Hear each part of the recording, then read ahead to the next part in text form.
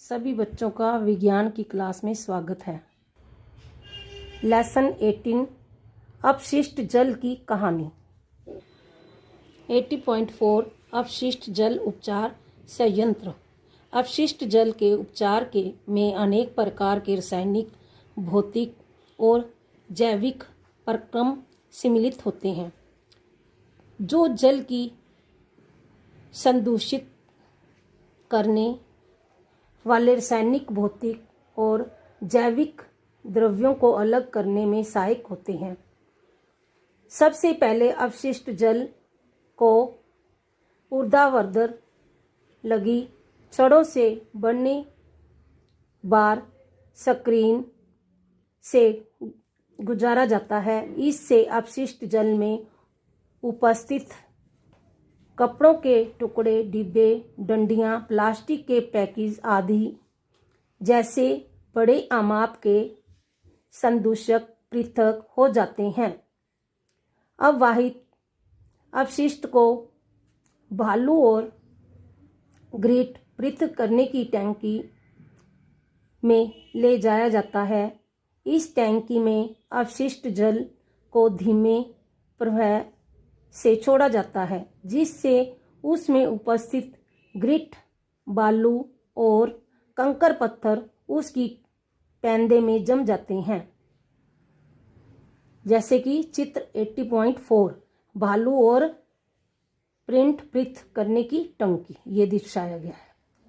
फिर जल को एक ऐसी बड़ी टंकी में लाया जाता है जिसका पेंदा बीच के भाग की ओर ढलान वाला होता है। जल को इस टैंकी में कई घंटों तक स्थिर रखा जाता है, जिससे मल जैसे ठोस उसकी तली के बीच में बैठ जाते हैं। इन अशुद्धियों को खुरच कर बाहर निकाल दिया जाता है। इसे सैल्ज कहते हैं, सैल्जा आपक कहते हैं। इसका बेटे क्वेश्चन भी बन सकता है, आपक किसे कहते हैं? इन शुद्धियों को खुरच कर बाहर निकाल दिया जाता है, इसे आपस कहते हैं। ये आंसर बनता है। अपशिष्ट जल में तैरने वाले ग्रीज और तेल जैसी अशुद्धियों को पृथक करने के लिए स्किमर का इस्तेमाल किया जाता है। इस प्रकार साफ किए गए जल को निर्मलीकृत जल कहते हैं। चित्र 80.5 जल अपमात्रित। आमपंख को एक अलग टैंकी में स्थानांतरित कर दिया जाता है। यहाँ इसका अपघटन अवायवीय जीवाणुओं द्वारा किया जाता है। इस प्रक्रिया को उत्पन्न होने वाली जैव गैस का इस्तेमाल ईंधन के रूप में अथवा विद्युत के उत्पादन के लिए किया जा सकता है। निर्मलीकृत जल में पंप द्वारा वायु की प्रवाहित किया जाता है, जिससे उसमें वायवीय जीवाणुओं की संख्या में वृद्धि होती है। जीवाणु निर्मलीकृत जल में अब भी बचे हुए खाद्य अपशिष्ट, मानव अपशिष्ट पदार्थों, साबुन और अन्य अवांछित पदार्थों का इस्तेमाल कर लेते हैं। कई घंटों के बाद जल में निर्मित सूक्ष्मजीव टंकी की पेंदी में सक्रिय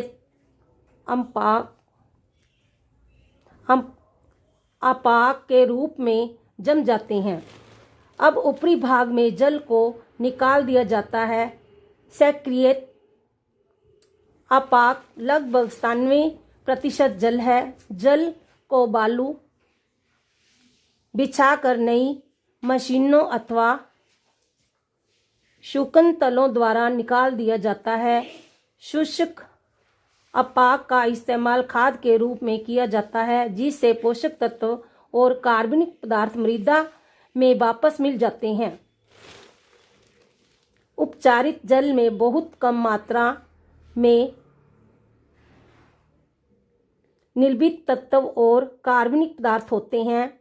इसे नदी, समुद्र अथवा भूमि में विसर्जित कर दिया जाता है। प्राकृतिक प्रक्रम इसे और अधिक स्वच्छ तथा साफ करने देते हैं। कभी कभी जल को विपणन तंत्र में विसर्जित करने से पहले उसे ओजोन अथवा क्लोरीन जैसे रसायनों के रोगाणु रहित कर लेना आवश्यक होता है। अपशिष्ट पदार्थों की उपस्थिति मानव के रासायनिक, मानव के सामाजिक एवं प्राकृतिक क्रियाकलापों का परिमाण है, लेकिन हम अपशिष्ट पदार्थों की मात्रा तथा उनके विभिन्न प्रकारों को सीमित अवश्य कर सकते हैं। प्रातः हम कूड़े कचरे से उठने वाली दुर्गंध से परेशान हो जाते हैं। खुली नालियों के दृश्य घृणित लगता है। वर्षा काल में स्थिति और भी घृणित हो जाती है, जब कचरा सड़कों पर फैला जाता है और नालियों उमड़ने लगती हैं। हमें कीचड़ से भरी सड़कों से अपना रास्ता ढूंढना पड़ता है। ये परिस्थितियां अत्यंत रोगकारक एवं अस्वास्थ्यकर हो सकती है। सड़कों पर बिखरे कचरे या अपशिष्ट पदार्थों पर रोगवाहक मक्खियों, मच्छर तथा अन्य कीट पनपने लगते हैं। एक जागरूक नागरिक होने के नाते आपका कर्तव्य बनता है कि आप ग्राम पंचायत तथा नगर पालिका को इन विषम परिस्थितियों के विषय में आगाह करें तथा उनसे यथोचित कदम उठाने का आग्रह करें। यदि किसी घर से उत्सर्जित होने वाला वाही जल पास पड़ोस में गंदगी फैला रहा हो तो आप उसे अन्य लोगों के स्वास्थ्य के प्रति संवेदनशील होने के लिए जागरूक करें। 80.6 अच्छी ग्रहण अवस्था बनाए रखने की प्रक्रिया। प्रदूषकों और अपशिष्ट पदार्थों को उनके स्रोत पर ही हटा देने अथवा कम करने की एक विधि इस बात के प्रति सचेत रहना है कि आप नालियों में किस प्रकार के पदार्थ बह रही हैं। वसाओं और खाना पकाने के तेल को नाली में नहीं बहाना चाहिए। ये पाइपों में कठोर पदार्थों की परत जमा कर उन्हें रोक सकते हैं। खुली नालियों में वसा मृदा के रंध्रों को अवरुद्ध कर सकते हैं। खुली नाली में वसा मृदा के रंध्रों को अवरुद्ध कर देती है, जिससे उसके द्वारा जल को फिल्टर करने का प्रभाव कम हो जाता है। वसाओं और तेल को कूड़ेदान में ही फेंकें। पेट कीटनाशक, विलायक, औषधियों, मोटर तेल आदि रसायन उन सूक्ष्म जीवों को मार सकते हैं जो जल के शुद्धिकरण में सहायता प्रदान करते हैं, इसलिए इन्हें नाली में मत बहाइए। मृदु क्लोनों, बचे हुए ठोस खाद्य पदार्थ पर युक्त चाय की पत्ती, सैनिटरी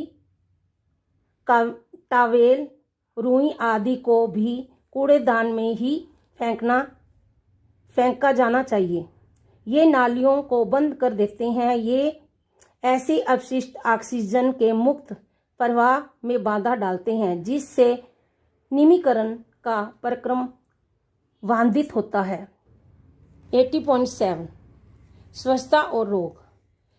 संदूषित पेयजल और स्वच्छता की कमी अनेक रोगों का कारण बनते हैं। आइए हम अपने देश की स्थिति पर विचार विमर्श करते हैं। हमारे देश की कुल जनसंख्या का एक बड़ा भाग आज भी मल व्यवन अवस्था की सुविधाओं से वंचित है। ऐसे व्यक्ति मल विसर्जन के लिए कहाँ जाते हैं? हमारी जनसंख्या का बहुत बड़ा भाग रेल की पटरियों, नदी के किनारों, खेतों, खुले स्थानों और अनेक बार सीधे जल स्रोत में ही मल त्याग करते हैं। अनुपचारित मानव जल स्वास्थ्य संकट का एक कारण बनता है। इससे मृदा और जल का प्रदूषण हो सकता है। भौम जल और सतह पर उपलब्ध जल दोनों मानव मल से प्रदूषित हो जाते हैं। भौम जल कुओं, नलकूपों, नदियों और अनेक झीलों के लिए जल का स्रोत है। जैसे कि आपने 16 अध्याय में पढ़ा था। 18.8 बाहित मल निपटान की वैकल्पिक व्यवस्था। स्वच्छता की स्थिति को सुधारने के लिए कम लागत के यथास्थान बाहित मल निपटान यंत्रों को प्रोत्साहन दिया जा रहा है। इसके कुछ उदाहरण कंपोस्टिंग पिंड, रासायनिक शौचालय, सेप्टिक टैंक आदि का उपयोग है।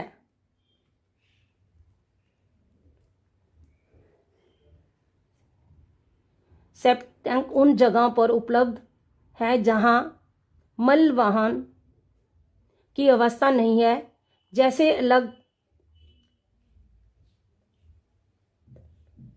अलग थलग बने भवन, अस्पताल अथवा 4 से 5 घरों के दल। कुछ संगठन मानव अपशिष्ट के अच्छी प्रकार से निपटान की तकनीकी सुविधाएं प्रदान करते हैं। इन शौचालयों में अपमार्जन की जरूरत नहीं होती। शौचालय में मल बंद नालियों से होता हुआ बायोगैस संयंत्र में चला जाता है। इसमें बनाने वाली बायोगैस का इस्तेमाल ऊर्जा के स्रोत के रूप में किया जाता है। 80.9 सार्वजनिक स्थलों पर स्वच्छता। हमारे देश में समय समय पर मेले आयोजित होते रहते हैं। बड़ी संख्या में लोग इनमें हिस्सा लेते हैं। इसी प्रकार बस स्टैंड, रेलवे स्टेशन, अस्पताल, एयरपोर्ट आदि बहुत भीड़ भाड़ वाले सार्वजनिक स्थल हैं। प्रतिदिन हजारों लोग यहाँ आते हैं। यहाँ बहुत बड़ी मात्रा में अपशिष्ट पदार्थ उत्पन्न होते हैं। इनका उचित निपटान जरूरी होता है, अन्यथा वहाँ पर कोई महामारी फैल सकती है। सरकार ने स्वच्छता के कुछ निश्चित मानक निर्धारित किए हैं, परंतु दुर्भाग्यवश इनको कठोरता से लागू नहीं किया जाता है। हम सभी सार्वजनिक स्थानों की स्वच्छता को बनाए रखने में महत्वपूर्ण योगदान कर सकते हैं। हमें यहाँ वहाँ कूड़ा करकट नहीं डालना चाहिए। यदि किसी स्थान पर कूड़ेदान न रखा हो तो हमें अपना कचरा घर ले जाना चाहिए और उसे केवल कूड़ेदान में ही डालना चाहिए। निष्कर्ष, अपने पर्यावरण को स्वस्थ और स्वच्छ रखने में हम सभी को एक अहम भूमिका निभानी है। जल स्रोत को स्वस्थ अवस्था में बनाए रखने के लिए आपको अपने कर्तव्य को समझाना चाहिए। हमें अपना जीने के तौर तरीके में अच्छी स्वच्छता की आदतों का ग्रहण करना चाहिए। इस वीडियो को देखो, सुनो और समझो।